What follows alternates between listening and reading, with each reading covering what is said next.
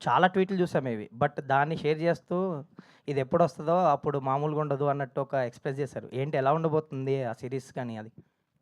నిజంగా 'గోవల్ చెరువు ఘాట్' అనే సీరీస్ ఎప్పుడు బయటకొస్తదో తెలీదు గానీ, వచ్చినప్పుడు మాత్రం చాలామంది ప్రౌడ్‌గా ఫీల్ అవుతారు. It is going to B one of the best series in India I'm sure. అంటే నాకు సీరీస్‌ల మీద అంతకుముందు నేనెప్పుడు చేయలేదు. నాకు తెలీదు ఆ సెక్షన్ ఎలా ఉంటది ఏంటని. నేనేదో మెయిన్ స్ట్రీమ్ సినిమాలు చేసుకుంటూ ఎళ్తాను. 'భరత్ కమ్మ' అన్న is a very good film maker. నాకు చాలా ఇష్టం. షార్ట్ ఫిల్మ్స్ చేసేటప్పటి దగ్గర నుంచి భరత్ అన్న షార్ట్ ఫిల్మ్స్ అన్నీ చాలా బాగుండేటియి.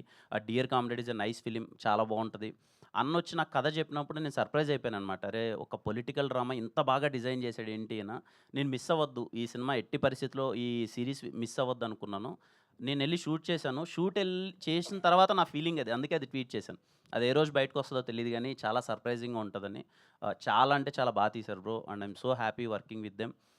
అమెజాన్ వాళ్ళు గాని, ద ప్రొడక్షన్ వాల్యూస్ కానీ, it is going to be the one of the best and big budgeted series. చాలా వచ్చింది. ఆ డ్రామా మనందరం చాలా ఎంజాయ్ చేస్తాం.